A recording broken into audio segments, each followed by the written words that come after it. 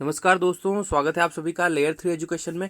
और आज हम स्टार्ट करने वाले हैं आपकी एमपीएसआई के प्रीवियस ईयर के पेपर, यानी कि प्रीवियस ईयर यानी कि 2017 में जब आपकी वैकेंसी आई थी और जो पेपर हुए थे उनमें मैथ्स और रीजनिंग के जो क्वेश्चन आए थे वो सारे हम क्वेश्चन डिस्कस करने वाले हैं। आज आपकी जो 2017 में 26 तारीख को जो अक्टूबर को पहली शिफ्ट हुई थी 9 बजे, उसके सारे हम क्वेश्चन हम डिस्कस करेंगे। और जितने भी दिन 10 दिन एग्जाम चली थी सारे पेपर के सारी शिफ्ट के सारे पेपर हम डिस्कस करने वाले हैं। चलिए आज शुरू करते हैं सबसे पहले क्वेश्चन के साथ। देखिएगा, आपका जो अभी मैथ्स और रीजनिंग का जो पोर्शन है वो बाद में आएगा, हिंदी और इंग्लिश के बाद। देखिए इंग्लिश खत्म होगी, हिंदी और इंग्लिश का रहता है आपका 70 और 30 का।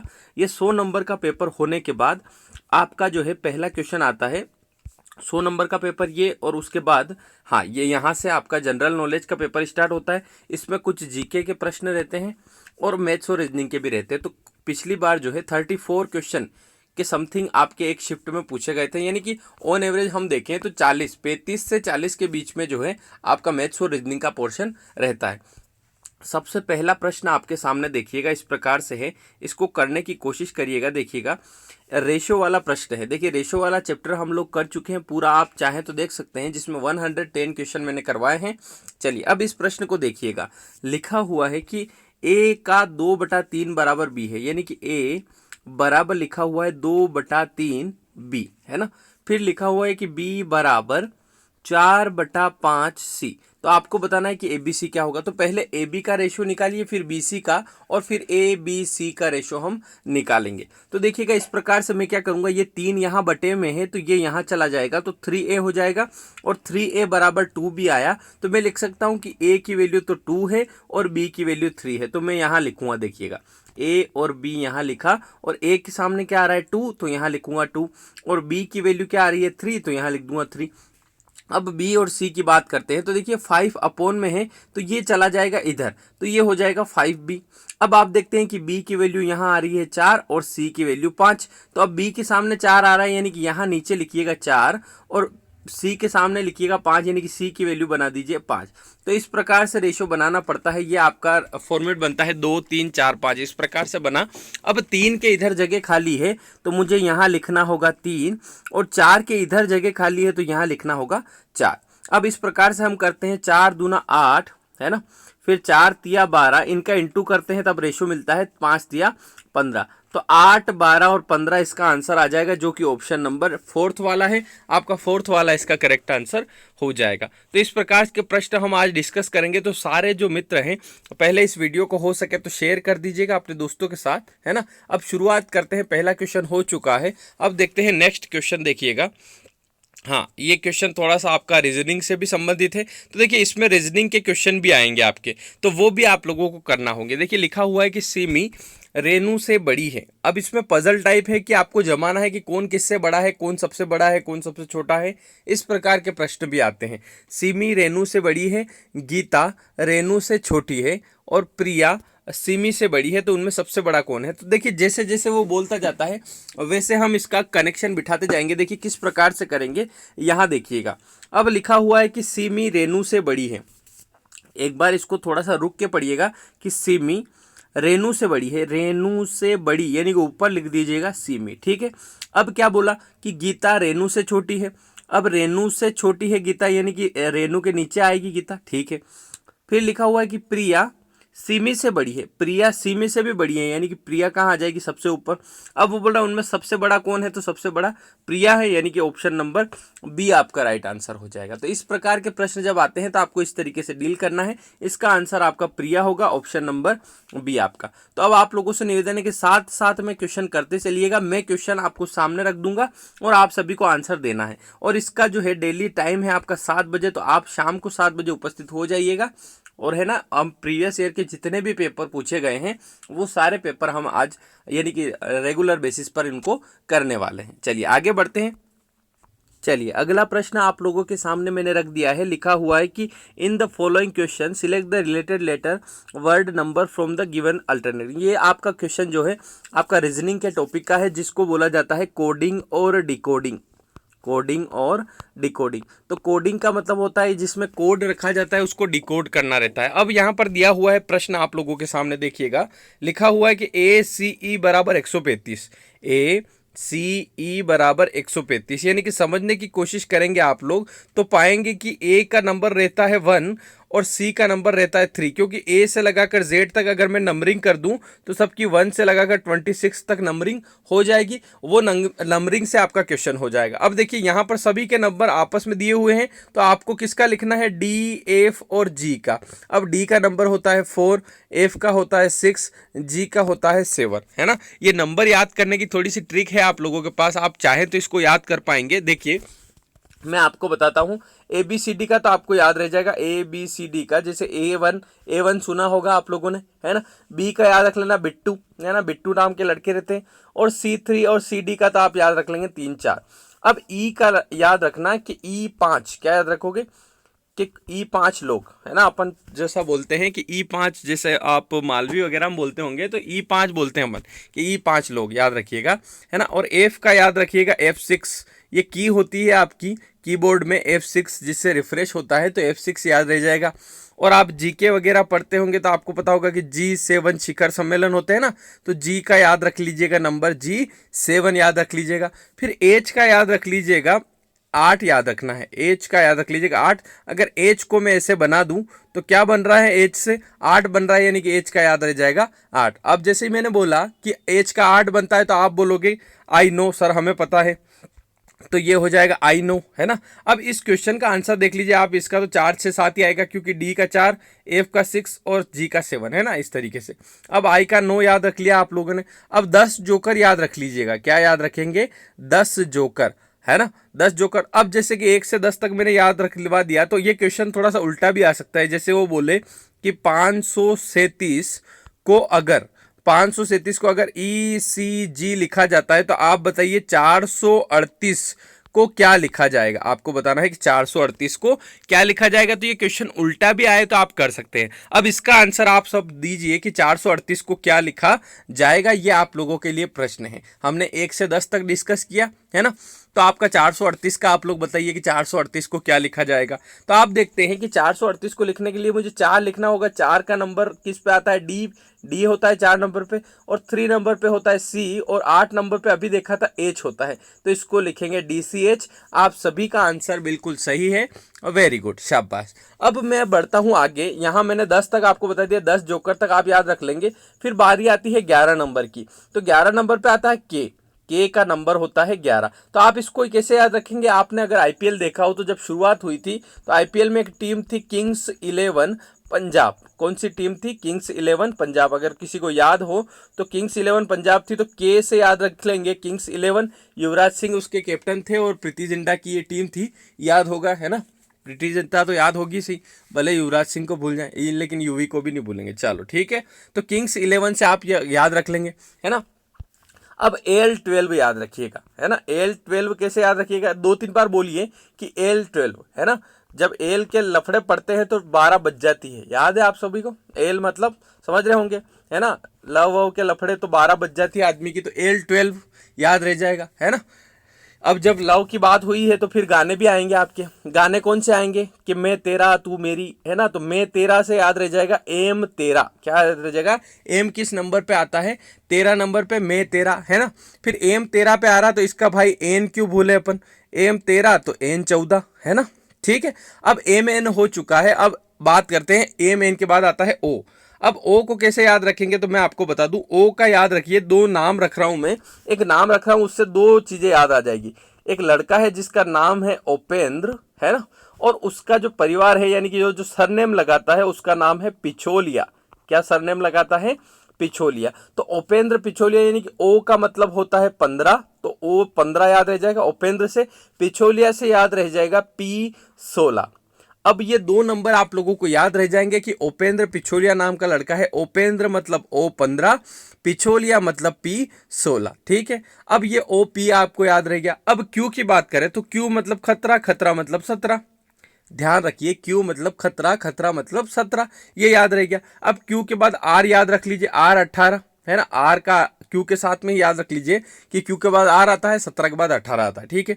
अब एस को बोल के देखिए, एस 19, क्या याद रखिएगा, एस में भी एस स आ रहा है, 19 में भी स आ रहा है, एस 19, एस 19 2-3 बार बोलिएगा। जैसे मैंने अभी सिखाया था L12, तो आपने बोला था L12, L12 तो याद रह जाएगा एस 19, है ना। और T20 तो याद होगा ही सही है अभी को, T20 मैच होते हैं, है ना, 20 बिस्किट भी आते हैं, तो T20 याद रह जाएगा। और 3 नंबर अब आपको साथ में याद रखना पड़ेंगे, UVW 21, 22, 23, है ना। इसके बाद UVW को याद रखिएगा, 21, 22, 23, ठीक है। अब यहाँ पर आ जाता है UVW के बाद आपका X यानी कि 24 और YZ का सभी याद रह जाएगा, Y का 25 और Z का 26। तो इस प्रकार से हम लोगों ने नाम याद किए। अब मैं आपको नंबरिंग थोड़ा सा देने की कोशिश करता हूँ, जैसे कि मैंने बोला, मैं बोलता हूँ कि आप लिख के बताइए कि जैसे कि यहाँ पे मान लीजिए, यहाँ पे लिखा हुआ है कि AKL, तो इसको लिखा गया है, AKL को लिखा गया है 1 1 1 1 2। अब इस तरह का भी लिखा आ जाए तो आपको पता होना चाहिए कि ये जो 1 है ये ए का है, ये जो 11 है ये किंग्स का है, और ये जो 12 है ये इसका है। तो आप हमको बताइए कि आप जी, है ना, वाई और पी को क्या लिखेंगे, आप बताइए कि जी वाई पी को क्या लिखेंगे। तो इस प्रकार के प्रश्न अगर आते हैं तो आप लोगों से निश्चित तौर पर बनेंगे। तो जी वाई पी को क्या लिखेंगे, तो जी वाई पी को लिखने के लिए मैंने जी का देखा था कि मैंने याद करवाया था G7 शिखर सम्मेलन, तो जी की जगह लिख दूंगा 7। वाई का मुझे याद था कि 25 यानी कि 26 के पहले आता है तो 25 लिख लिया। और पी का याद था कि पिछोलिया, मैंने एक लड़के का नाम याद किया था, उपेंद्र पिछोलिया, तो ये 16 याद रह जाएगा। तो इसको लिखेंगे 7 2 5 1 6। इस प्रकार के प्रश्न आते हैं तो इस तरीके से हम उनको डील करते हैं। चलिए आगे बढ़ते हैं। इसका जो आंसर था यही था 4 6 7, है ना। चलिए अगला प्रश्न देखिए, आपका उसी से संबंधित है, आपका बनेगा ही बनेगा। तो ये जो आपकी रीजनिंग है आप लोगों को थोड़ी सी पक्की करना होगी, मैं साथ साथ में ऐसे करवाते जाऊंगा। जैसे एक प्रश्न अभी करवाया, थोड़ी सी चीजें बताई, वैसे हम क्या करेंगे, प्रीवियस ईयर के पेपर भी करते चलेंगे और जो जो चैप्टर के क्वेश्चन आते जाएंगे उनको करते जाएंगे। देखिए लिखा हुआ है कि solve the alpha numeric. Alpha numeric का मतलब थोड़ा सा होता है, अल्फा का मतलब होता है आपका अल्फाबेट, है ना, जो ABCD होता है, और न्यूमेरिक का मतलब होता है 1 2 3। तो अल्फा न्यूमेरिक सीरीज जिसमें क्या होता है, ABCD के भी आते हैं और आपके 1 2 3 भी आते हैं। तो आप यहां जैसे देख सकते हैं, यहाँ लिखा हुआ E4A, यानी कि इसमें देखिए अल्फाबेट भी है और न्यूमेरिकल भी है। तो ये सीरीज है, इसको देखकर सोल्व करना है। यहाँ आपकी संख्या बतानी है, यहाँ क्या आएगा। तो मैं इस सीरीज को थोड़ा सा फॉलो करते हुए चलता हूँ। मैं क्या करता हूँ, सबसे पहले जो मेरे को आसान चीज लगती है वो ये लगती है कि नंबर से मुझे ज्यादा जल्दी समझ में आता है। तो मैं केवल नंबर उठाता हूँ। तो पहली सीरीज में मैंने नंबर उठाया 4, फिर उसके बाद उठाया मैंने 8, ठीक है। उसके बाद यहाँ पे रिक्त स्थान है, यानी कि यहाँ पे भी कुछ आएगा। फिर उसके बाद उसने दे रखा है 16 और उसके बाद दे रखा है उसने 20। तो मेरा यूं दिमाग चला कि यहाँ तो 4 का पहाड़ा चल रहा है, 4 एकम 4, 4 दूनी 8, 4 तिया 12 आना चाहिए, और 4 चौक 16, 4 5 20, यानी कि बीच वाली जो संख्या है उसमें 12 आएगा। अब आप देख सकते हैं 2 ऑप्शन आपके तुरंत कट गए, एक ये वाला और एक ये वाला, 2 ऑप्शन कट गए। अब उसने यहाँ पे दिया हुआ है कि ये तो आपने पता लगा लिया कि या तो ये ऑप्शन होगा या ये वाला होगा, ठीक है, ये पता चल गया। उसके बाद मैं बात करता हूँ ई, सबसे पहला वाला अल्फाबेट पकड़ता हूँ, ये वाला ई, फिर उसके बाद इसका भी पहला, यानी कि ई के बाद आ रहा है जे, ठीक है। उसके बाद आ रहा है रिक्त स्थान छोड़ के, फिर आ रहा है टी, और फिर आ रहा है आपका वाई। तो मैंने देखा कि ये ऐसे तो पता चलेगा नहीं, पर मैं अभी ऊपर सीख के नंबर आया हूं, मैंने नंबर सीख रखे हैं, तो मैं ई का नंबर देता हूं 5, ठीक है। मुझे पता है ई 5 मैंने अभी याद किया था। और एक चीज याद की थी मैंने, 10 जोकर, यानी कि जे का नंबर आता है 10। अब यहां पर रिक्त स्थान छोड़ दो, तो टी का मैंने सीखा था T20, हाँ चलो बहुत बढ़िया। और वाई का मैंने सीखा था कि 25 आता है। तो आप देखते हैं 5 10 20 25, यानी कि यहाँ पे 5 10, थोड़ा सा फ्लो में बोलेंगे 5 10 15 20 25, तो 15 आएगा, क्योंकि गैपिंग सब में 5 5 की चल रही है, तो यहाँ भी 5 की ही होगी, यानी कि यहाँ पे 15 आ जाएगा। क्या 15 आंसर लगा सकता हूँ क्या? 15 तो कहीं नहीं दिख रहा है, लेकिन मुझे पता है 15 पे क्या आता है, क्योंकि मैंने एक नाम सीखा था, उपेंद्र। क्या सीखा था? उपेंद्र। उपेंद्र मतलब ओ 15, तो अब 15 तो आ गया है तो ओ भी लगा दो, तो उपेंद्र यानी कि ओ वाला जो है। अब 12 वाला तो सही था, लेकिन पी वाला गलत हो जाएगा। कौन सा वाला सही आएगा? ओ वाला, यानी कि इसका आंसर आ जाएगा O12 आई, है ना, इस प्रकार से। तो इस प्रकार से इन मैथ्स की सीरीज को जल्दी सोल्व करेंगे, है ना। और अगर ट्रिक अच्छी लग रही है, वीडियो अच्छा लग रहा है, तो लाइक बटन प्रेस करिएगा और अपने दोस्तों के साथ इसको शेयर करिएगा, ताकि आप लोगों को ज़्यादा से ज़्यादा सीखने को मिले, है ना। क्योंकि हम डेली हम जो है ये सारे पेपर हम सोल्व करेंगे, जितने भी 2017 में 10 दिन तक एग्जाम चली थी, तो 10 ही दिन में 3 शिफ्टें थी, तो इस हिसाब से हम सारे पेपर सोल्व करेंगे। उनको कैसे, यूं नहीं कि मैंने ये क्वेश्चन करा दिया ना इसका आंसर ये, ना चलो आगे बढ़ो, ऐसे नहीं। जैसे इसकी ट्रिक है, जैसे उपेंद्र पिछोलिया सीखा, ऐसे सारे चैप्टर की ट्रिक सिखाता चलूंगा, साथ साथ में थोड़ा सा एक्स्ट्रा नॉलेज भी देता चलूंगा। आप थोड़ा सा क्या है, सब्र रखिएगा, हम क्वेश्चन तो करेंगे पर उनको थोड़ा सा बेहतरीन तरीके से समझते हुए आगे बढ़ेंगे। अब बढ़ते हैं अगले क्वेश्चन की तरफ। इसका आंसर यही है, देखिए O12I इसका आंसर है, ऑप्शन नंबर 3 वाला। बिल्कुल आपके पेपर के क्वेश्चन है, आपके पेपर में बहुत सिंपल क्वेश्चन आते हैं। हमने जो आप चैप्टर सीखे हैं 5-6 चैप्टर, आप उनको भी देखिएगा, आगे वो काम आने वाला है। चलिए आगे बढ़ते हैं, नेक्स्ट क्वेश्चन देखते हैं। चलिए अगला जो प्रश्न है आपका, देखिए लिखा हुआ कि which of the following is not a leap year. अब लीप ईयर इनमें से कौन सा नहीं है? तो लीप ईयर के लिए मुझे पता है कि लीप ईयर पता लगाने के लिए मुझे 4 का भाग लगाना पड़ता है, यानी कि जिस संख्या में 4 का भाग चला जाता है वो आपका लीप वर्ष होता है। अब देखिए 1984 में आपका 4 का भाग चला जाएगा, क्योंकि पीछे की संख्या 84 में चला जाता है, 2000 में भी चला जाएगा, 800 में भी चला जाएगा, लेकिन 1300 में नहीं जाएगा, क्योंकि 4 तिया आपका जो है लीप ईयर नहीं है, है ना, लीप वर्ष नहीं है। इन चारों में से ये लीप वर्ष नहीं है ना, इस प्रकार से। चलिए ये जो है आपका आंसर हो जाएगा 1300, इसका करेक्ट आंसर हो जाएगा। चलिए आगे बढ़ते हैं। अगला जो क्वेश्चन है वो आपका भिन्न से संबंधित है। देखिएगा लिखा हुआ है कि which of the following is the smallest fraction, यानी कि इनमें से सबसे छोटा जो है फ्रैक्शन कौन सा है, निम्न में सबसे छोटी भिन्न कौन सी है? 3/5, 7/9, 11/13, 1/2। अब इसको करने के दो तरीके हैं। पहला तरीका तो आप नीचे वाली संख्याओं का एलसीएम लेके बराबर कर लीजिए, लेकिन यहाँ पर क्या हो रहा है कि संख्याएं बहुत बड़ी मात्रा में हैं, तो 13 और 9 और 5 और इनका एलसीएम करने पर क्या होगा कि गुणा करना पड़ेगा और बहुत बड़ा एलसीएम आएगा, तो हम इसको नहीं कर पाएंगे। अब दूसरा तरीका मेरा ये है कि जैसे मान लो कि 3/5 है, इसको मैं अगर दशमलव संख्या में बदल दूं तो मुझे जल्दी पता चल जाएगा। अब दशमलव संख्या में पहली संख्या मैंने बदली 3/5, यहाँ लिखा 3/5। अब इस 3 में 5 का भाग लगाऊंगा, तो 5 का भाग लगाऊं, भाग नहीं जाए उसकी शून्य, फिर मैंने लगाया दशमलव। अब यहाँ 0 आ गया, तो 5 छंग 30, यानी कि 0.60 इसका आंसर आ गया। तो ये जो है इसका नंबर आ रहा है 0.60। ठीक है, अगली मैं भिन्न लेता हूँ, कौन सी? 7/9। तो यहाँ मैंने ली 7/9। अब 7 में भाग लगाया तो भाग नहीं गया, उसकी शून्य, फिर पॉइंट लगाया, पॉइंट लगाते ही यहाँ 0 लगा सकता हूँ 7 के पीछे। अब 9 7 63, 9 8 72, 9 8 72 हो रहा है, 70 तो कम है, 9 7 63, यानी कि यहाँ पे आ जाएगा 7, फिर 7 बचा, 9 7 63, 0.77 इसका आंसर आ जाएगा।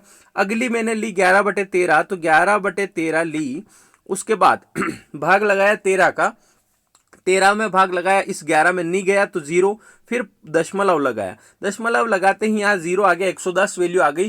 तो 13 7 91, 13 8 104, 13 9 117, 13 9 117, 17 तो ज्यादा हो रहा, 13 8 104, यानी कि 8 आ जाएगा। ठीक है, फिर 6 बचा तो आपका 60, तो 13 चौक 52, 84। ठीक है, अब लास्ट वाली संख्या 1/2, तो 1/2 में 2 में भाग लगाया, 1 का भाग लगाया, तो 1 का भाग लगाया सॉरी, तो 0, यानी कि 2 में भाग 2 का भाग लगा रहे 1 में, तो नहीं गया उसकी शून्य, फिर यहाँ 10 आया, तो 0.5 इसका आंसर आ जाएगा।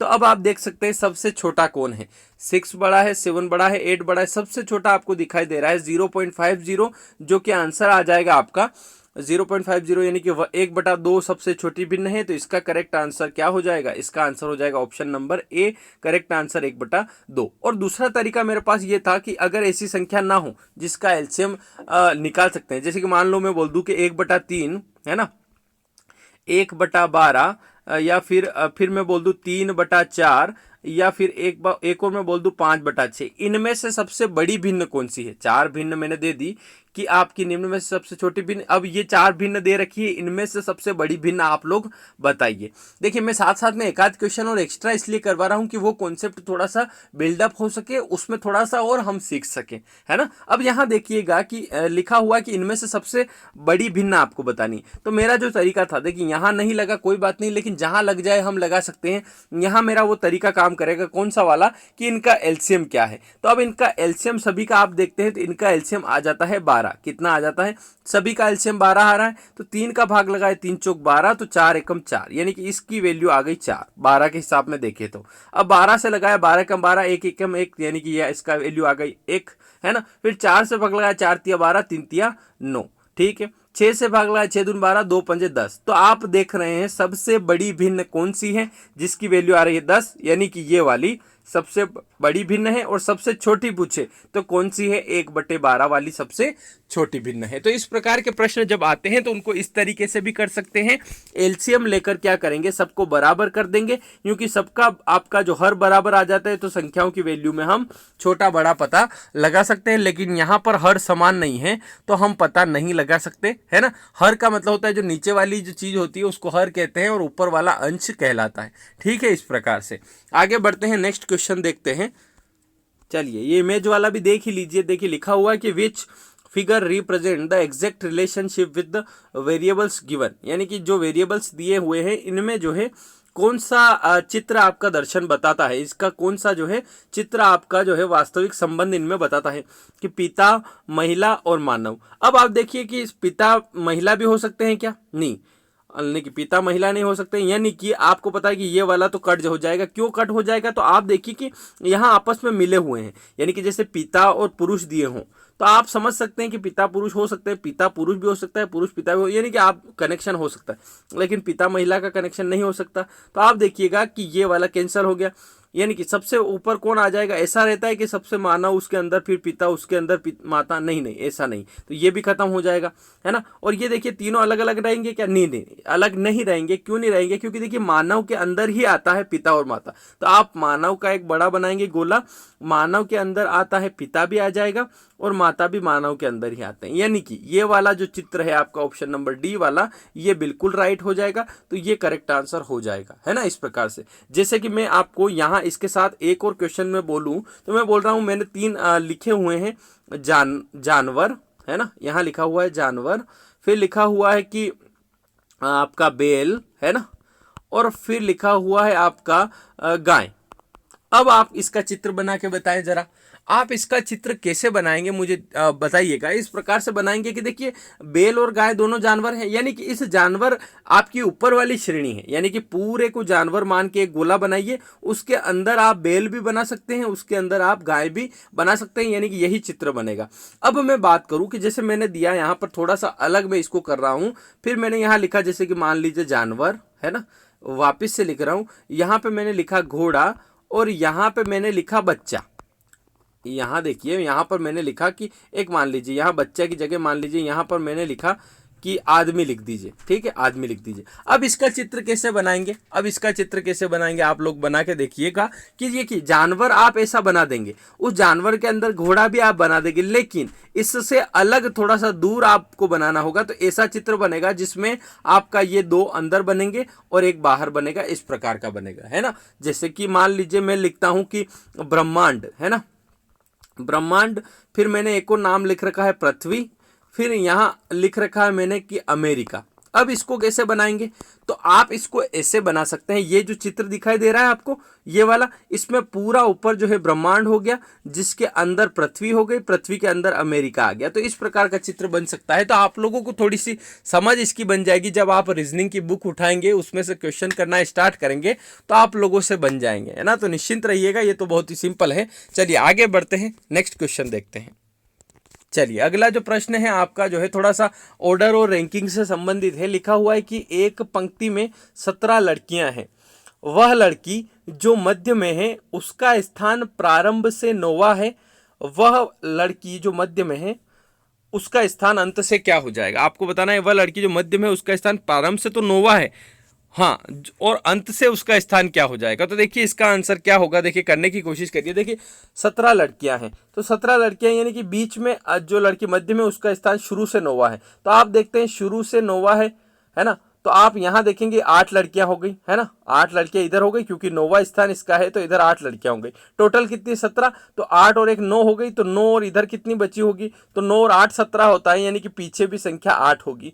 तो उसका पीछे से भी स्थान कौन सा हो जाएगा, नोवा ही होगा, यानी कि इसका आंसर आ जाएगा ऑप्शन नंबर ए आ जाएगा। क्योंकि 17 लड़कियां हैं तो 17 लड़कियां का मान लीजिए, मान लो 16 लड़कियां होती तो 8-8 दोनों तरफ बैठ जाती, और आपकी एक जो बीच में है वो 9वें नंबर की है, वो पीछे से भी उसका 9वां नंबर आएगा और आगे से भी 9वां नंबर आएगा, है ना। और अगर मान लीजिए कि ये क्वेश्चन ऐसा ही रहते हैं और ये वाली लाइन हम मिटा देते हैं, ये तो आपको समझ में आ गया होगा, है ना। अगर ये लाइन मिटा देता हूं और मैं इसकी जगह लिखता हूं कि रेखा एक नाम रखता हूं, है ना, रेखा आपकी जो है रेखा का स्थान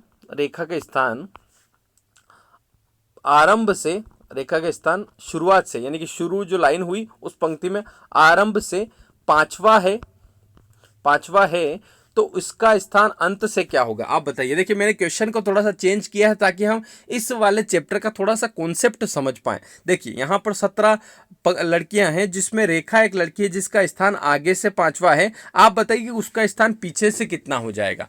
आप करने की कोशिश करेंगे तो पाएंगे। इस प्रकार से करना होगा। ये देखिए 17 लड़कियां हैं, मान लीजिए उसका स्थान आगे से 5वां है, तो 5 आपका आगे से घटा दीजिए, यानी कि 17 में से ये जो स्थान है 17, उसमें से 5वें नंबर पे है, ये 5 स्थान घटा दीजिए, तो पीछे कितनी संख्याएं बची, तो 17 में से 5 गया तो पीछे आपके बची संख्याएं 12वां। तो इसका स्थान 12वां आ जाएगा, नहीं आएगा। 12वां क्यों नहीं आएगा, क्योंकि इसका स्थान 12वें के बाद है, यानी कि 5वां है, यानी कि इसका स्थान 13वां है। तो पीछे से इसका स्थान 13वां है और आगे से इसका स्थान 5वां है ना। तो इस प्रकार से अब देखिए आप बोलेंगे इसका स्थान 13वां आ रहा है, इसका स्थान 5वां आ रहा है, तो 13 और 5 जोड़ेंगे तो 18 हो जाएगा। 18 हो जाएगा क्योंकि एक ही स्थान की बात पीछे से भी की है और इसकी स्थान की बात आगे से भी की है। इसको मैं थोड़े से छोटे लेवल पर समझाने की कोशिश करता हूं। कैसे, क्योंकि ये अभी समझ में नहीं आएगा। आप मान लेते हैं यहां मानिए कि 10 लोग हैं, क्या मानिए 10 लोग हैं। अब यहां पर क्या करेंगे, 10 लोग हैं तो बिठा दीजिए यहां पर, मान लीजिए 1 है ना, 2 3 4 5, 1 मिनट, इसको 1 मिनट मैं आपको 10 लोग बिठा के बताता हूं, है ना। 10 लोग मान लीजिए, मैं इनको बिठा के बताता हूं, 1 मिनट देखिएगा, है ना। 1 2 3 4 5 6 7 8 9 और 10, ये 10 लोग हैं आपके पास। देखिए इस प्रकार से, है ना। अब देखिएगा मैं आपको थोड़ा सा बताता हूं कि इनमें जो राम है, 10 लोगों में एक लड़का है राम, इसका स्थान आगे से तीसरा है, इसका स्थान आगे से थर्ड है। कौन सा स्थान है, थर्ड है। अब बताओ राम कहाँ है, तो आप देखते हैं 1 2 3, ये यहाँ पर जो है, ये यहाँ पर राम बैठा है। अब मैंने बोला कि 10 लोगों में राम का स्थान आगे से तीसरा है, पीछे से कौन सा हो जाएगा। तो आप देखते हैं 10 लोग हैं, आपने घटाया 3, 10 में से 3 घटाया, कितना आया 7। अगर आप 7 आंसर लगा देते हैं तो क्या राम 7वें स्थान पे है। आप गिनते हैं 1 2 3 4 5 6 7, लेकिन राम का स्थान तो नहीं आया, राम तो आगे हैं। तो आपको क्या करना रहता है, जितने लोग हैं उसमें से जितने स्थान पर वह है वो घटा के उसमें +1 करेंगे, तो 7 और 1 8वें स्थान पर है, यानी कि पीछे से राम का स्थान कौन सा है, 8वां है, और आगे से राम का स्थान कौन सा है, तीसरा है। तो अब आप बोलेंगे कि 8 और 3 जोड़ेंगे तो 11 आ रहा है। मैं बोलूंगा कि हाँ 11 आएगा। क्यों आएगा सर, आप तो बोल रहे हैं 10 ही लोग हैं, यहाँ 11 कैसे आ रहा है। तो 11 इसलिए आ रहा है क्योंकि राम के स्थान की बात कितनी बार हुई है, 2 बार हुई है। अब जब राम के स्थान की बात 2 बार होगी तो हम 2 बार तो नहीं गिन सकते, केवल 1 बार ही गिनेंगे तो एक ज्यादा हो जाएगा, इसलिए इसका आंसर आ जाएगा 10 आ जाएगा, यानी कि इसका आंसर यहाँ पर 8 आएगा कि पीछे से स्थान क्या होगा। अब यही क्वेश्चन वो क्या करता है, घुमा के पूछता है। इसी क्वेश्चन को देखिएगा आप लोग। अब वो बोलेगा, ऐसा प्रश्न देगा कि एक लड़के राम का स्थान किसी पंक्ति में, ध्यान से सुनिएगा मेरी बात, एक लड़का राम जिसका स्थान पंक्ति में आगे से तीसरा है और पीछे से 8वां है, तो उस पंक्ति में लड़कों की संख्या कितनी है। देखिए क्वेश्चन घुमा दिया उसने कि एक लड़के राम के आगे से स्थान तीसरा है और पीछे से 8वां है, तो उसका स्थान कितना होगा, उस पंक्ति में कितने लड़के होंगे। तो आप 8 और 3 जोड़ के 11 मत लगा दीजिएगा, 8 और 3 जोड़ के 11 कर दीजिएगा, और राम का स्थान 2 बार आ रहा है तो 1 बार घटा दीजिएगा, यानी कि उस पंक्ति में कितने लड़के हैं, तो 10 लड़के हैं। अब आपको थोड़ा सा इस चैप्टर का कॉन्सेप्ट क्लियर हो रहा होगा, है ना, इस प्रकार से। ठीक है, चलिए आगे बढ़ते हैं, क्वेश्चन आगे बढ़ाते हैं, नेक्स्ट क्वेश्चन देखते हैं। और अगर वीडियो अच्छा लग रहा है, कुछ नया सीखने को मिल रहा है, तो वीडियो को थोड़ा सा लाइक करिएगा और अपने दोस्तों के साथ शेयर करिएगा, इसको अपनी टाइम टाइमलाइन पे शेयर कर दीजिएगा, स्टेटस वगैरह पे लगा दीजिएगा। तो थोड़ा सा क्या है कि अपने को गैदरिंग ज़्यादा मिलेगी, ज़्यादा क्राउड मिलेगा, तो हम आपकी जो सीरीज है इसको ज़्यादा लंबा समय तक चला पाएंगे और डेली एक एक डेढ़ घंटे हम पढ़ेंगे ताकि पुराने पेपर अपने सारे निपट जाएं। और अगर एमपीएसआई के हो गए तो हम एमपी पुलिस के शुरू कर देंगे, जेल प्रहरी के कर देंगे, पटवारी के कर देंगे। बहुत सारी मैथ्स और रीजनिंग है अपने पास, आप निश्चिंत रहिएगा। और एग्जाम का जो करने का पैटर्न, ये इसका ये फायदा रहता है। देखिए, अगर आप जो है पेपर पुराने सोल्व कर लेते हैं तो आप मान के चलिए, आपने कहीं बार सुना भी होगा कि पिछले 5 साल के अगर आप पेपर कर लेते हैं, पिछले 5 साल के पेपर आप कर लेते हैं तो आपका 60% सिलेबस तो उन्हीं में से आता है। जो 60% पूछा जाता है उन 5 साल के पेपर में से पूछा जाता है। तो आप क्या करेंगे, 5 साल के हम पेपर अगर कर लेते हैं, आप और हम दोनों मिलकर, देखिए आपका सहयोग ज़्यादा रहेगा तो मैं ज़्यादा चीज़ें मेरी तरफ से दे पाऊंगा, है ना। तो आप लोगों का सहयोग जरूरी है, इसको लाइक शेयर करिएगा। तो निश्चित तौर पर हम जो है, आपको वैसे भी पता है जैसे कि एमपी टेट का हम पढ़ रहे हैं, तो एमपी टेट का जो सुविधा है उनके मैंने अभी तक 61 मॉक टेस्ट करवा दिए हैं 62 दिनों से लगातार। जब से लॉकडाउन लगा है तब से हम उसके कर ही रहे हैं। तो वो क्या, वहाँ सपोर्ट मिलता है। डेली आप क्या कमेंट करते हैं, वो सभी मित्र जो मेरे हैं वो इसको शेयर करते हैं, हमारा व्यू वगैरह अच्छे आते हैं। तो हम क्या करते हैं, उसको लंबे समय तक कंटिन्यू कर पा रहे हैं। और आप भी ऐसा ही करेंगे तो हम क्या करेंगे, पिछले 5 सालों के पेपर जो है निपटा देंगे, है ना। तो चलिए आगे बढ़ते हैं, नेक्स्ट क्वेश्चन देखते हैं। देखिए इसका स्थान उसमें नोवा ही था। आगे बढ़ते, चलिए अगला प्रश्न देखिए, आपका रीजनिंग से ही है, इसको करने की कोशिश हम करते हैं। देखिए लिखा हुआ है कि नेसेंट बराबर, आपको लिखा हुआ है 2734526 लिखा हुआ है, ठीक है साहब। अब वो बोल रहा है कि सेंटेंस को कैसे लिखा जाएगा। तो इस प्रश्न में क्या होता है कि एन का नंबर यहाँ पर 14 नहीं मानेगा। जैसे पहले क्वेश्चन किया था आपने, ACE लिखा था तो उसने लिखा था कि इसको 135 लिख दिया है। तो उसने क्या, ए का नंबर 1 दिया था, सी का नंबर 3 दिया था और ई का नंबर 5 दिया था। लेकिन इस प्रश्न में उसने ऐसा नहीं किया। इसने क्या किया कि नेसेंट को लिखा, यानी कि NASCENT, ये नेसेंट लिखा। इसमें क्या किया, इसने अलग अलग नंबर दिए हैं इनको, 2 7 3 4। तो मैं इसके नीचे ही लिखता हूँ 2 7 3 4 5 2 6। यानी कि आप समझ जाइए कि आपका जो है 6 नंबर आपका फिक्स हो गया है टी के लिए। एन का नंबर हो गया है 2, ए का नंबर हो गया 7, एस का नंबर 3, सी का नंबर 4 और ई का नंबर 5। इसने सारे नंबर फिक्स कर दिए हैं किसके, वर्ड के अकॉर्डिंग। अब इसने बोला है कि आप बताओ कि सेंटेंस को हम क्या लिखें। क्या बोलता है, सेंटेंस को हम क्या लिखेंगे। तो देखिए यहां पर ऐसे प्रश्न में अगर डायरेक्ट एक देके पूछता है तो इस सेंटेंस में वही अल्फाबेट होंगे जो नेसेंट में होंगे।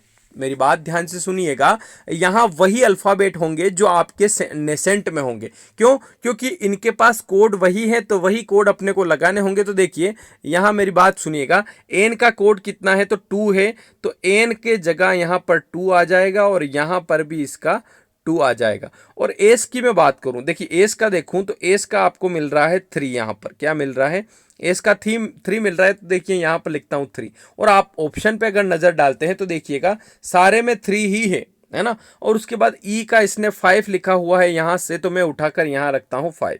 तो आप देखेंगे सब में 352 सब में कॉमन मिल रहा है आपको। यानी कि समझ आइए, टी का नंबर कितना है तो टी का नंबर यहाँ 6 है, तो मैं यहाँ पर लिखूंगा 6। तो 3 5 2 6, यहाँ पर यहाँ 2 ही ऑप्शन बचे हैं जिनमें आपका 6 आया है 3 5 2 के बाद, है ना। तो ये दोनों तो कट हो गए, ठीक है। आगे बढ़ते हैं, ई का नंबर 5, यानी कि 6 के बाद फिर 5 आना चाहिए, 6 के बाद 5 आ रहा है, दोनों में आ रहा है, ठीक है। फिर उसके बाद 2 आना चाहिए, 6 5 2 6 5 2 दोनों में आ रहा है, ठीक है। सी का नंबर यहाँ पर दिया हुआ है, इसने 4 दिया हुआ है, तो हम यहाँ सी का नंबर 4 लिखेंगे। तो यहाँ 2 2 तक तो दोनों आ रहा था, फिर इसके यहाँ 4 आ गया और इसके यहाँ 3 आ गया, यानी कि ये वाला कैंसिल हो गया। तो ये वाला इसका आंसर हो जाएगा कि हमने देखा कि सेंटेंस को वो क्या लिखेगा, 35265 35265 इस प्रकार से। तो आपको ध्यान देना है ना, कि इस प्रकार से आपका आंसर आता है। तो आपको क्या करना है कि वो कोड जो देता है उस प्रकार से आपको करते चलना है। मान लीजिए मैं आपको देता हूं, मान लीजिए मैंने आपको एक नंबर दिया, जैसे कि मान लीजिए मैंने लिखा कि स्टेशन, यहाँ पे लिखा स्टेशन का नंबर दिया मैंने 1 आपका 2 1 4 3 6 5, है ना, और यहाँ पर दिया 7, है ना। ये स्टेशन को मैंने बोला है। फिर मैं आपसे बोलता हूँ कि नोशन को क्या लिखेंगे, आप लोग बताइए। नोशन, NOTION, है ना। तो नोशन को क्या लिखेंगे आप लोग मुझे कमेंट करके बताइए, इसका आंसर क्या आएगा। देखिए स्टेशन को मैंने ये कोडिंग दी हुई है, जैसा ये प्रश्न है सेम प्रश्न मैंने आप लोगों को दिया है, ताकि आप इसको करें और इसका आंसर बताएं। जैसे स्टेशन को मैंने ये नंबर दिए तो आप नोशन को लिख के बताइए। तो हम करने की कोशिश करते हैं। पहले आप लोग, मेरा एक और निवेदन आप लोगों से है जो लोग डेली देखते हैं, उनसे मेरा आग्रह ये रहेगा कि पेन और कॉपी मेरे साथ लेकर बैठिएगा। मैं आपको वही माहौल दूंगा जो क्लास में हम लोग करते हैं, सेम क्वेश्चन एक करवा कर ऐसा क्वेश्चन एक और दूंगा, ताकि आपके पेपर की तैयारी अच्छी हो सके। कि पुराने पेपर में जो क्वेश्चन पूछे गए हैं उनका पैटर्न ऐसा है और उनसे संबंधित प्रश्न अगर आए इस प्रकार से तो उनको इस तरीके से हम कर सकेंगे। देखिए मैं यहाँ पर करवाने की कोशिश करता हूँ। देखिए कैसे लिखेंगे, तो यहाँ पर मैं देखता हूँ कि एन का पूछा है, तो मैं ऊपर गया, एन का क्या नंबर दिया था मैंने 7, तो यहाँ लिखूंगा 7, ठीक है। फिर नंबर आया ओ का नंबर आप लोगों ने क्या दिया था, तो ओ का नंबर दे रखा था 5, तो यहाँ लिख दूंगा 5। फिर टी की बात करूं, तो टी की बात करूं तो यहाँ 1 और यहाँ 3, यहाँ गलती हो गई कि देखिए मेरे को यहाँ टी का भी 1 ही देना था, है ना, क्योंकि पेपर में वो सही देगा। पेपर में टी अगर 2 बार आए तो 2 का 1 ही देगा, तो आप देखिए यहाँ 1 लिखूंगा, है ना। तो ये गलती हो जाएगी कि हैंडमेड है ना, तो अपन घर पे बनाते हैं। देखिए आपने देखा होगा कि अभी घर में रसोई बन रही है या फिर कुछ भी बन रहा है, तो अपनी माता बहनें तो क्या करती है कि यूट्यूब खोला और ये कढ़ाई चढ़ाई इस चूल्हे पे और कुछ भी बनाना स्टार्ट कर दिया। तो जो यूट्यूब पे वो दिखता है वैसा बनता है क्या अपने घर पे?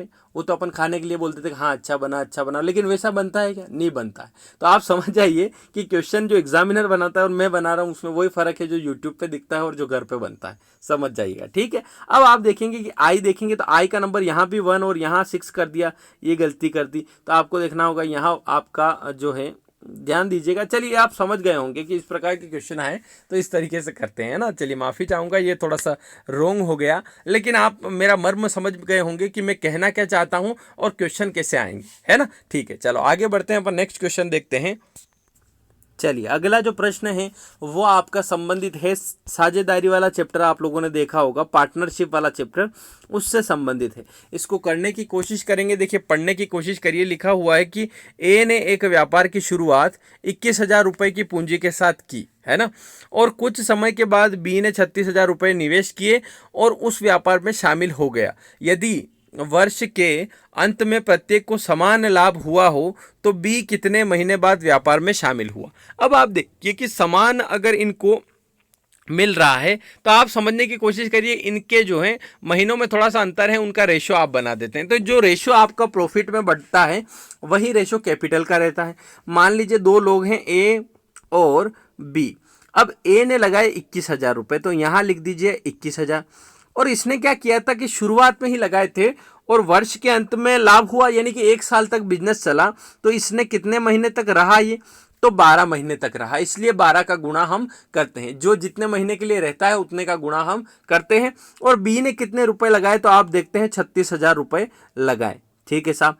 पर इसने कितने महीने के लगाए ये पता है कि आपको, तो आपको यही पता है, तो उसकी वैल्यू मान लीजिए x मान लीजिए, है ना। और बराबर में इनका जो आप क्या करिएगा कि इनका जो रेशो बनता है प्रॉफिट का वो 1:1 बनता है, तो बटे में कर दीजिएगा 1:1। उससे क्या होगा कि इस प्रकार से हो जाएगा कि आप करिएगा, यहाँ पे आप निकालिएगा तो 1 की आप x की वैल्यू निकालनी है। तो देखिए यहाँ पर 36,000 गुणे में है, ये 36,000 यहाँ बटे में आ जाएंगे। तो 36,000 बटे में आ जाएंगे तो x की वैल्यू आ जाएगी कि कितने महीने के लिए रहा। अब यहाँ आपका रहा यानी कि आंसर नहीं आया है, इतने महीने के लिए रहा मतलब कितने महीने बाद आए तो वो हम देखेंगे। पहले आप इसको सोल्व करिए, x की वैल्यू निकालिए। तो आप देखते हैं 3 जीरो से आप लोग काट देंगे 3 जीरो, और 12 का पहाड़ा भगवान दया से आता हो तो 12 तिया 36 हो जाएगा और 3 7 तो 21 हो जाएगा। यानी कि आपका जो है b कितने महीने तक रहा, आपका x की वैल्यू 7 आई, यानी कि b 7 महीने तक उसमें रहा। देखिए 12 महीने टोटल होते हैं एक साल में, वो 7 महीने रहा मतलब कितने महीने बाद आया होगा, तो वो आया होगा 5 महीने बाद, जो कि आंसर हो जाएगा ऑप्शन नंबर 4। आपका डी नंबर का आंसर हो जाएगा कि बी जो है कितने महीने बाद व्यापार में शामिल हुआ, तो 5 महीने बाद, यानी कि इसका आंसर हो जाएगा आपका 5। इसका करेक्ट आंसर देखिए 5 है। इस प्रकार के प्रश्न आपके आते हैं। चलिए आगे बढ़ते हैं, क्वेश्चन नंबर देखते हैं अगला। चलिए देखिएगा, इसको करने की कोशिश करते हैं। नेक्स्ट प्रश्न अपना है, लिखा हुआ है एक कार 60 किलोमीटर प्रति घंटा की गति से एक निश्चित दूरी को 1 घंटे में तय करती है। एक अन्य कार जो 40 किलोमीटर प्रति घंटा की गति से चल रही है वह उसी दूरी को, इस दूरी को तय करने में कितना समय लगाएगी। पहले तो आप लोग जो लाइव देख रहे हैं उन लोगों से निवेदन है कि इन चारों ऑप्शन में से कोई भी ऑप्शन लगा दीजिए, कोई भी मत लगा दीजिए, आंसर करने की कोशिश करिए और इसका आंसर ले आइए। तो वैसे तो सिंपल प्रश्न है, देखते ही पता चल जाएगा कि एक कार चल रही है 60 किलोमीटर प्रति घंटा की चाल से और किसी दूरी को 1 घंटे में तय करती है। तो इसने खुद ने बोला है कि प्रति घंटा इसकी चाल क्या है, 60 किलोमीटर, यानी कि प्रति घंटा बोले तो कि 1 घंटे में ये चलती है 60 किलोमीटर। तो निश्चित दूरी जो तय की वो कितनी की होगी 1 घंटे में, तो यही खुद ही बोल रहा है 60 किलोमीटर प्रति घंटा। तो अपनी जो डिस्टेंस आई वो आ गई आपकी 60 किलोमीटर। तो डिस्टेंस बराबर आप लिख सकते हैं 60 किलोमीटर। अब वो बोल रहा है कि एक अन्य कार है, यानी कि दूसरी कार है, उसकी स्पीड है 40 किलोमीटर प्रति घंटा। अब 40 किलोमीटर प्रति घंटा है तो वो इसको दूरी तय करने में कितना समय लगाएगी। तो समय बराबर आप सभी को पता होगा कि समय अगर निकालना हो, समय बराबर होता है दूरी बटे चाल। अब आपकी दूरी कितनी है, तो दूरी हम लोगों ने इस कार के माध्यम से निकाली थी कि 1 घंटे में 60 चल रही थी, तो दूरी आ गई आपकी 60, क्योंकि 1 घंटे ही चली तो दूरी की जगह आप लिख देते हैं 60।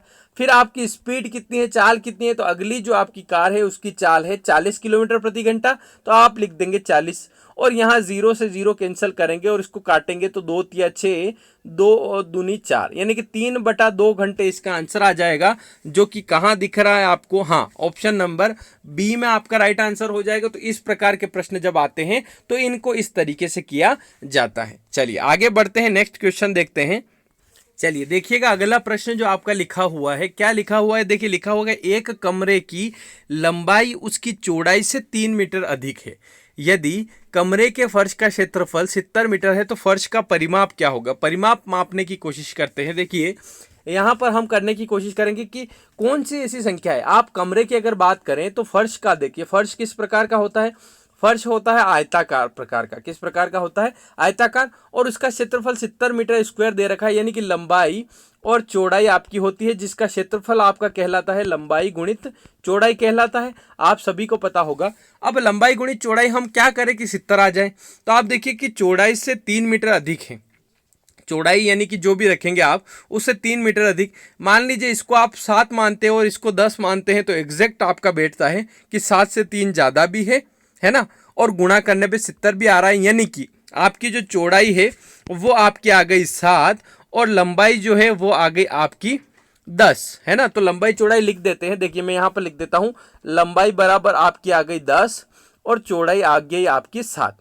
अब उसने बोला है कि इसका परिमाप क्या होगा, तो मैं आपको थोड़ा सा बताता हूं कि परिमाप असल में होता क्या है। देखिए आयताकार क्षेत्रफल है आपका, है ना, तो आयताकार का जो परिमाप होता है वो होता है, परिमाप का असल में अगर मैं बात करूं, परिमाप का बिल्कुल बेसिक से जाऊं तो परिमाप का सीधा अर्थ मेरे दिमाग में तो है परिक्रमा। क्या है, परिक्रमा। अगर परिक्रमा की मैं बात करूं तो परिक्रमा होती क्या है, जैसे कि मंदिर वगैरह में हम जाते हैं तो मंदिर में हम उस मंदिर के चारों ओर घूमते हैं, तो चारों ओर घूमना ही परिक्रमा होता है। तो आप देखिए कि इसमें एक लंबाई है, इसमें एक चौड़ाई रहती है, इसके सामने भी लंबाई है, इसके सामने चौड़ाई है। मान लीजिए कि कोई व्यक्ति यहाँ खड़ा है, मान लीजिए ये आदमी यहाँ खड़ा है, इसको परिक्रमा लगानी है, तो ये यहाँ से चलता है यहाँ तक, है ना, यानी कि एक बार लंबाई चला, फिर यहाँ से चलेगा यहाँ तक, एक बार चौड़ाई चला, फिर वापस से यहाँ तक एक बार लंबाई चला और यहाँ से यहाँ तक चौड़ाई चला। तो आप देखते हैं कि इसने 2 बार तो लंबाई तय की, है ना, ध्यान दीजिएगा, 2 बार लंबाई और इसने 2 बार चौड़ाई तय की, यानी कि 2b। तो आप देखते हैं 2 बार लंबाई 2 बार चौड़ाई, तो ये परिमाप हो गया। अब ये थोड़ा सा दो बार आ रहा है, तो मैं क्या करता हूँ, इसको थोड़ा सा कॉमन लेता हूँ 2 को और l + b को वापस अंदर ब्रैकेट में कर देता हूँ। तो जब ये मैंने किया तो ये जो फॉर्मूला बना ये आपका होता है आयत का परिमाप कहलाता है 2 × l + b, है ना। तो ये फॉर्मूला बन गया आपके पास कि 2 × l + b।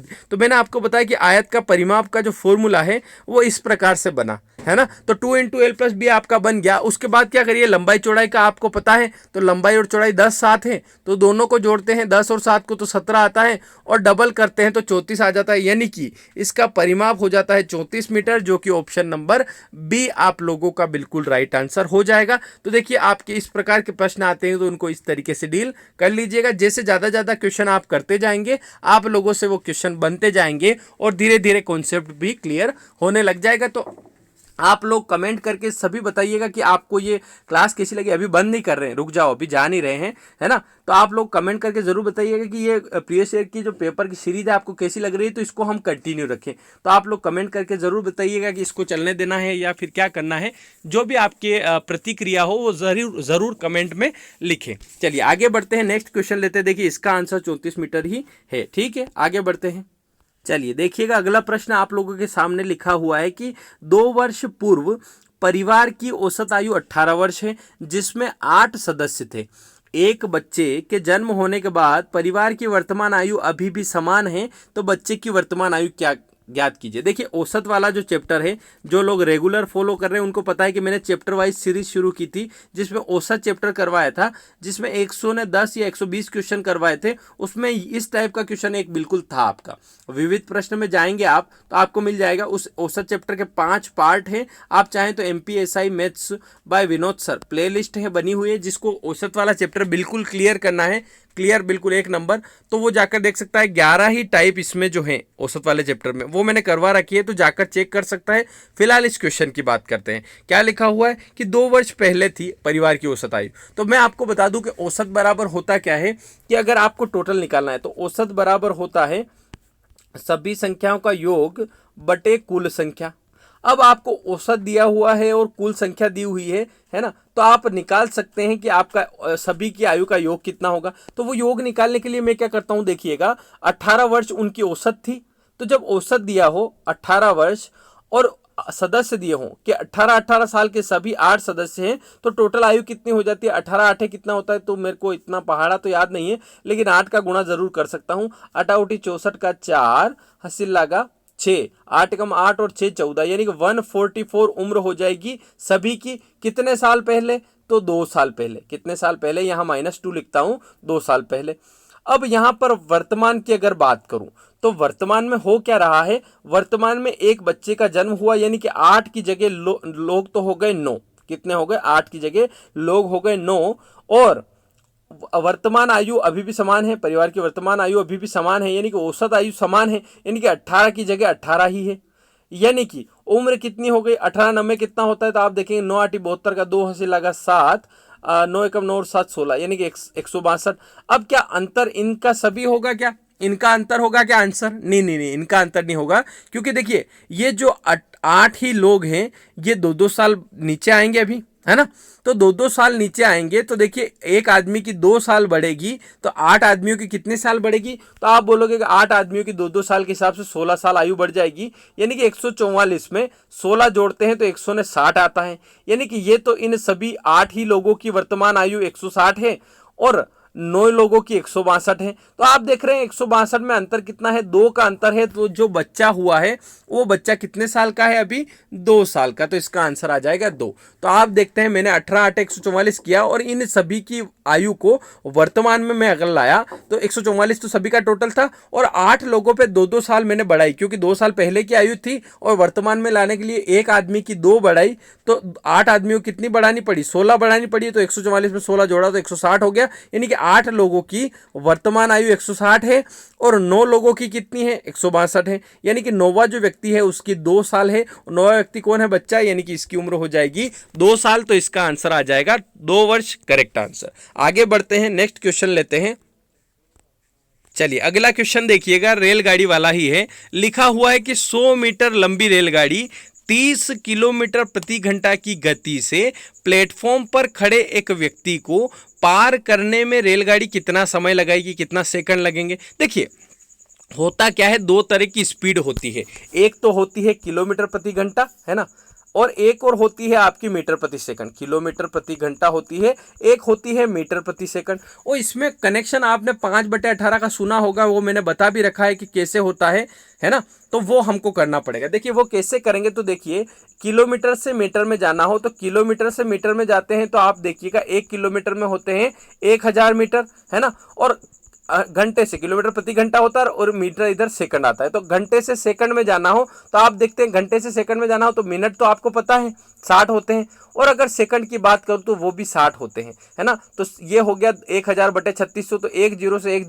10 से 10, 10/36 आ गया। तो 10/36 को आप काटते हैं तो 2 पंजे 10 और 2 18, तो 5/18 आता है। तो ये 5/18 इस प्रकार से आता है। अब आप देखिए कि किसी रेलगाड़ी ने क्या किया, एक व्यक्ति को पार किया, है ना। तो व्यक्ति को पार किया, तो आप देखिएगा इस प्रकार से मैं बताता हूं। देखिए रेलगाड़ी है, इस प्रकार समझिएगा रेलगाड़ी, है ना। तो ये जो रेलगाड़ी है यूं समझिए, ये इसके पहिए हैं और ये आपका जो है धुआं निकल रहा है। अब एक आदमी को पार कर रही है, मान लो इस आदमी को इसने पार किया। तो जब ये पार करेगी इसको, तो ये आ जाएगी यहां पर, और जब ये इसको यहां पर पार करके यहां आएगी तो इसने क्या किया, खुद को पार किया। अब खुद को पार करने का अर्थ है कि 100 मीटर की दूरी इसने पार की। तो ये अगर 100 मीटर की है तो कितनी दूरी चली है, 100 मीटर। तो आपका समय बताना है, तो समय बराबर होता है दूरी बटा चाल। क्या होता है, दूरी बटा चाल। अब दूरी कितनी है, दूरी आपकी 100 है, लेकिन आपके नीचे आप 30 नहीं लिख सकते। 30 को क्या करना होगा, मीटर प्रति सेकंड में बदलना होगा, क्योंकि ये मीटर है। तो यहाँ जो स्पीड आएगी वो मीटर प्रति सेकंड की आएगी। तो 30 किलोमीटर प्रति घंटा की जो स्पीड है उसको 5/18 से बदल दो, या फिर ऐसा का ऐसा इसके नीचे लिख दो कि 30 गुणित 5/18। ये 18 नीचे आएगा तो ये 18 ऊपर चला जाएगा, इस प्रकार से। तो 1 0 से काटिए 1 0, 3 से काटिए 3 छंग 18, और 5 से काटिए 5 दूनी 10, तो 6 दूनी 12 सेकंड में जो है वो उस व्यक्ति को पार कर लेगी। इसका आंसर आ जाएगा 12 सेकंड, यानी कि ऑप्शन नंबर आपका सेकंड वाला बिल्कुल करेक्ट आंसर हो जाएगा। तो इसका आंसर आ जाएगा 12 सेकंड। चलिए देखिएगा अगला प्रश्न हम देखते हैं। अगला प्रश्न आपका लिखा हुआ है कि ए और बी किसी काम को 10 दिनों में कर सकते हैं, और ए अकेला उस काम को 30 दिनों में कर सकता है, तो बी अकेला उस काम को कितने दिनों में करेगा। देखिए जिन लोगों ने अभी टाइम एंड वर्क वाला चैप्टर देखा होगा, आप देख लो ये एग्जामों में ऐसे प्रश्न आते हैं। आप देखिए ऐसे प्रश्न आते हैं, और हम लोगों ने किस किस लेवल के क्वेश्चन किए हैं, और 155 या 160 क्वेश्चन हम लोगों ने किए हैं आपके टाइम एंड वर्क चैप्टर के। तो आप समझ सकते हैं कि आपका किस तरीके से चैप्टर वाइज क्लास चल रही थी, है ना। और आपके ये एग्जाम में इस तरीके के क्वेश्चन आते हैं। फिलहाल इस क्वेश्चन पर ध्यान देते हैं, इस क्वेश्चन को कैसे करेंगे। देखिएगा मेरी तरफ, यहाँ लिखा हुआ है कि ए और बी किसी काम को, तो मैं शुरुआत यहाँ से करूंगा कि ए किसी काम को कितने दिन में। तो अब मैं लिखूंगा ए किसी काम को, यहाँ लिखा हुआ 30 दिनों में, तो यहाँ लिख दूंगा 30 दिन। फिर बी का मुझे पता नहीं है, लेकिन मैं लिख सकता हूँ ए प्लस बी उसने दिया हुआ है कितने दिन, तो उसने दे रखा है ए और बी साथ में 10 दिन, तो यहाँ लिख दूंगा 10 दिन। और मुझे क्या करना होता है, जो संख्याएं हैं इनका एलसीएम लेना रहता है। तो एलसीएम क्या आ जाएगा, 30 और 10 का, 30-10 का एलसीएम आ जाएगा केवल 30, है ना। यानी कि ये जो 30 एलसीएम आप लोग लेते हैं, मैंने आपको सिखा रखा है कि टोटल वर्क होता है। अब टोटल वर्क होता है यानी कि समझ जाओ 30 एकम 30 और 10 या 30, यानी कि टोटल वर्क समझ जाओ कि समोसे बनाने हैं। अब 30 समोसे बनाने हैं, इससे पूछा तो इसने तो 30 दिन लगाए, यानी कि एक दिन में एक समोसा बनाया।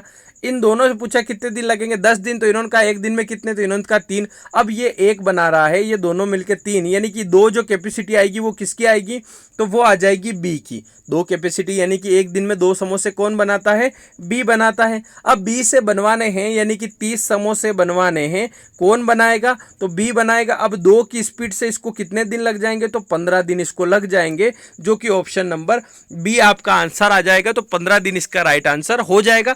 चलिए इस प्रकार के आज के प्रश्न थे। देखिए आप लोग करके बताइएगा, कमेंट्स ज़रूर करिएगा कि आपको ये सीरीज़ कैसी लग रही है, और इसको कंटिन्यू करें या फिर कैसा रहेगा। और आपने जो आज कुछ नया सीखा हो तो कमेंट में ज़रूर बताइएगा कि कैसी लगी क्लास, और हो सके तो इसको शेयर ज़रूर करिएगा, ताकि हम जो है प्रीवियस ईयर के जितने भी पेपर है, फिलहाल तो हम एमपीएसआई के ये सारे करेंगे, है ना। उसके बाद एमपीएसआई के जो प्रीवियस ईयर के, यानी कि 17 से पहले जो 16 में हुई थी उसके भी, है ना, और 18 में तो हुई है शायद, तो देख लेंगे। जितने भी पेपर हैं सारे हम करने वाले हैं। तो अगर आप साथ देंगे, जितने भी लोग हैं अगर आप साथ देंगे, तो हम आपके जो है एमपी पुलिस के भी करवाएंगे, एमपी जेल प्रहरी के भी करवाएंगे, पटवारी के भी करवाएंगे। जो प्रीवियस ईयर के पेपर में जहां भी मैथ्स और रीजनिंग का एक सवाल भी होगा, वो मैं आपके लिए लाकर यहां पे करवाऊंगा पुराने पेपर के। तो आप लोगों को साथ देना है, थोड़ा सा कमेंट करिएगा और इसको शेयर करिएगा, तो हम लोग जो है जल्द इसको कवर कर पाएंगे ज़्यादा से ज़्यादा। और डेली जो है आपकी 7 बजे शाम को क्लास होती है, सभी मित्र शाम को 7 बजे आ जाइएगा और लाइव पढ़िएगा। ये लाइव पढ़ने में क्या रहता है कि आप साथ साथ में आंसर कर पाते हैं, तुरंत आपका जो जो है उस सेकंड के दौरान आंसर आता है और कॉपी पेन लेकर बैठेंगे तो आप लोगों को जरूर फायदा पहुंचेगा। ठीक है, मिलेंगे अपन नेक्स्ट वीडियो में, तब तक के लिए धन्यवाद। ऐसे ही देखते रहिएगा, है ना, और शाम को 7 बजे आपको करना है। ठीक है, मिलेंगे नेक्स्ट वीडियो में, तब तक के लिए धन्यवाद आप सभी को।